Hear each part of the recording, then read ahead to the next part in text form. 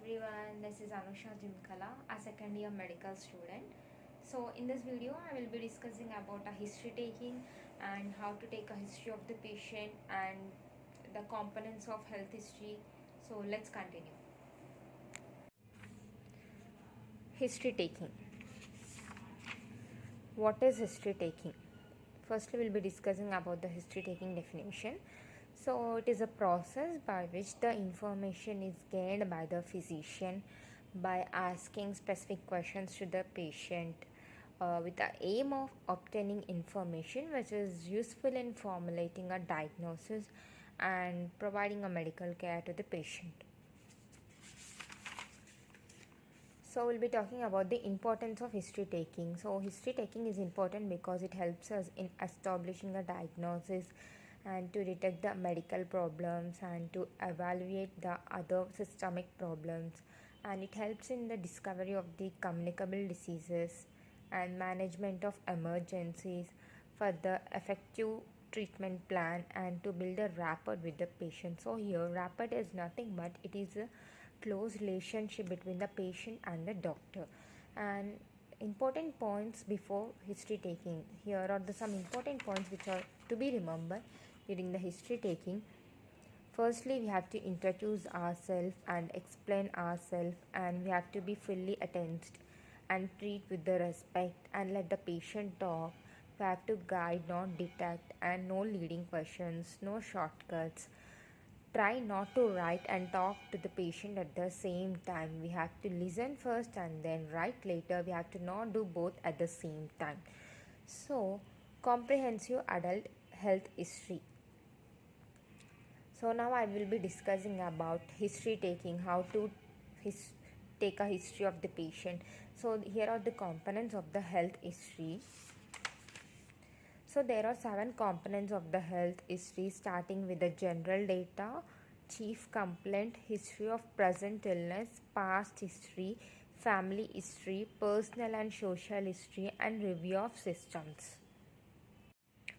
So starting with the general data, what questions we have to ask and what we have to ask in the general data.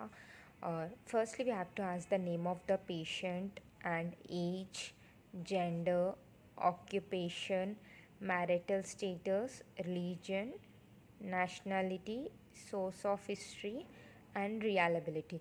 Here, age, gender, occupation are very important because certain diseases are very common in certain age group. And coming to the general, so some diseases are more common in female compared to male, like thyroid diseases which are more common in female. And coming to the occupation, we have to ask the occupation because some diseases are very common in some occupation fields, like for example we'll be taking about the security guards. The varicose veins are very common in security guards because prolonged standing leads to varicose veins. So coming to the source of history, what is source of history? Usually the patient, but can be a family member or a friend or a letter of referral or the clinical record. Okay. So coming to the reliability, what is reliability? It varies according to the patient's memory, trust, mood. So coming to the second component of the health history, which is the chief complaint. So what is chief complaint mainly? So it is the main reason, the symptom or the main problem for the patient visiting the clinic. Like if the patient is suffering from stomach pain, vomiting and all, so the main symptom, so like stomach pain, that is a chief complaint here. So what we have to ask when the patient comes to the clinic for the chief complaint, how to ask the patient for the chief complaint. Okay, the first question we need to ask is the patient, what brings you here, how can I help you, what seems to be the problem. Okay, the patient describes the problem in his or her own words and it should be recorded in the patient's own language, how he describes. Okay, if there is a more than one complaint, it should be written in a chronological order. That too, it should be written in the next step, that is history of present illness. Okay, the third component of the health history, which is history of present illness. Firstly, we have to ask for location. What is the location of the pain? Where exactly the patient feels the pain, okay?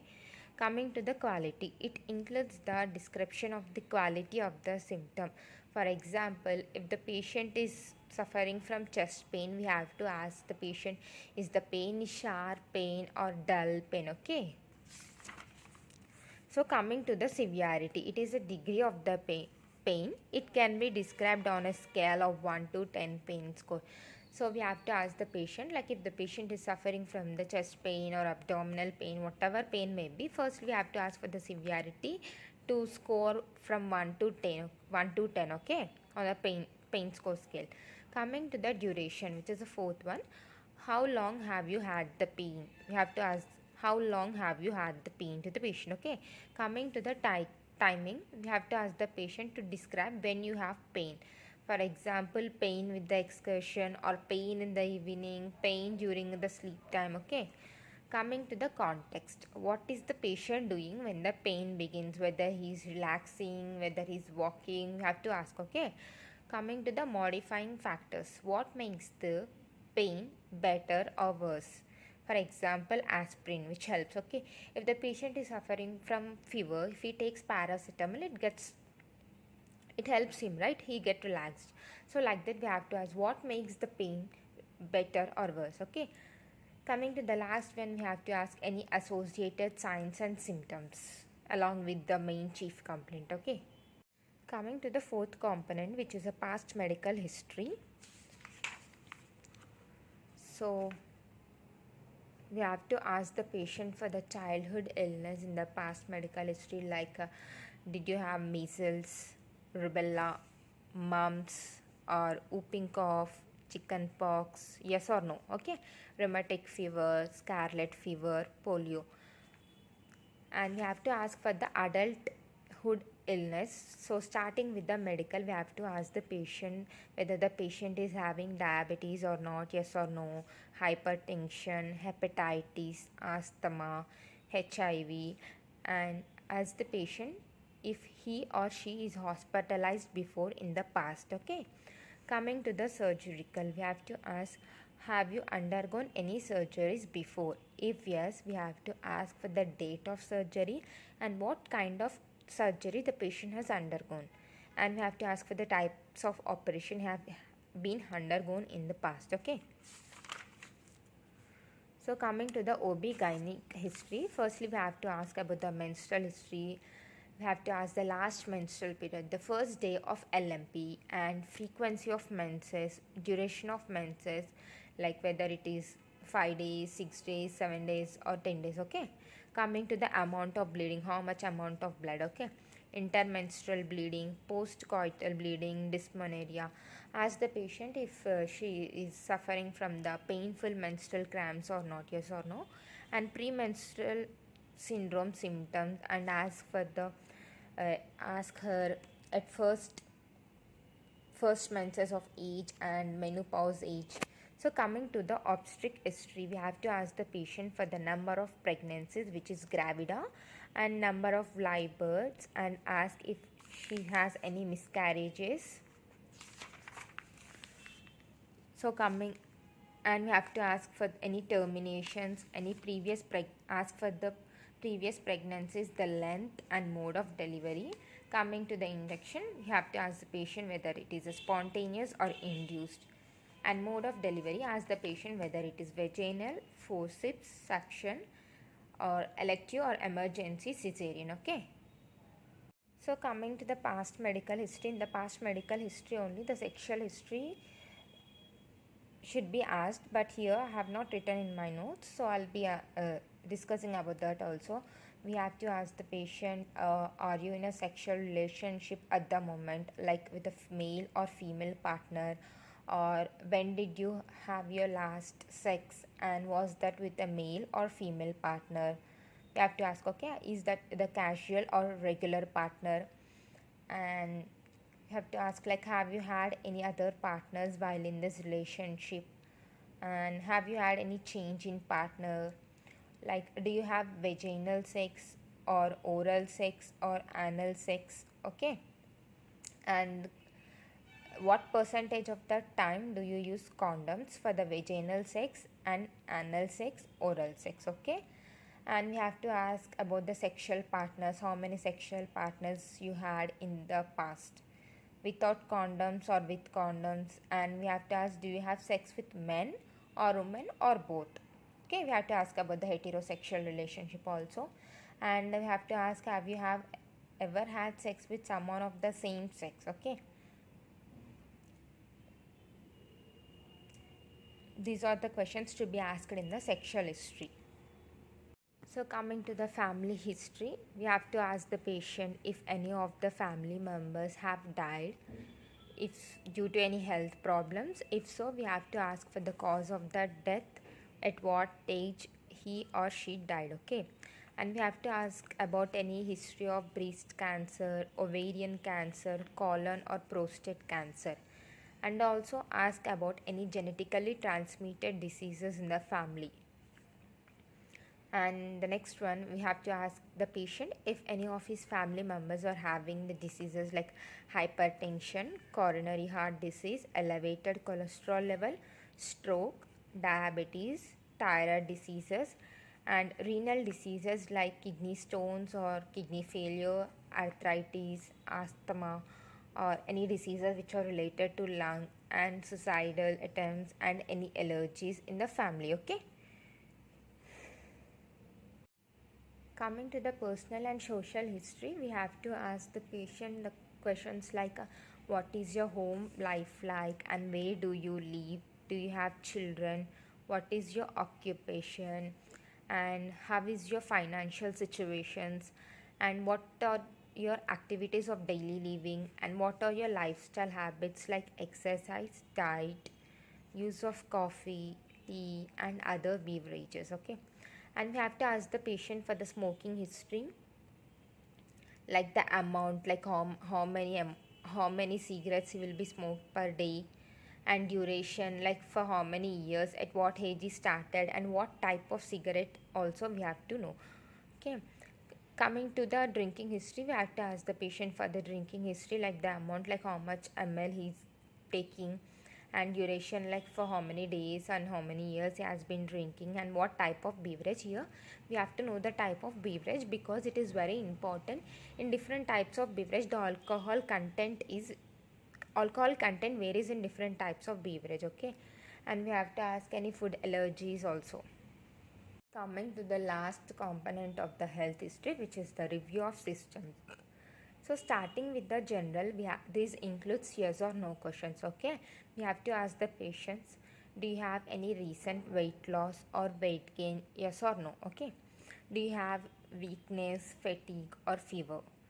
So coming to the skin, we have to ask the patient, do you have any rashes, lumps, or sores?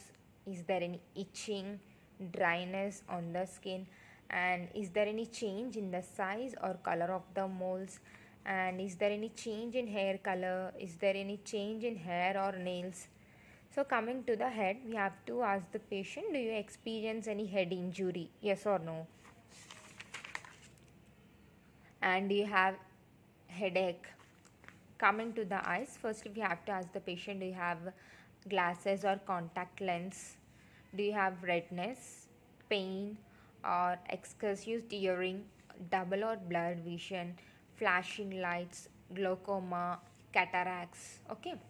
So coming to the ears, the first question we have to ask is, how is your hearing, okay? Hearing.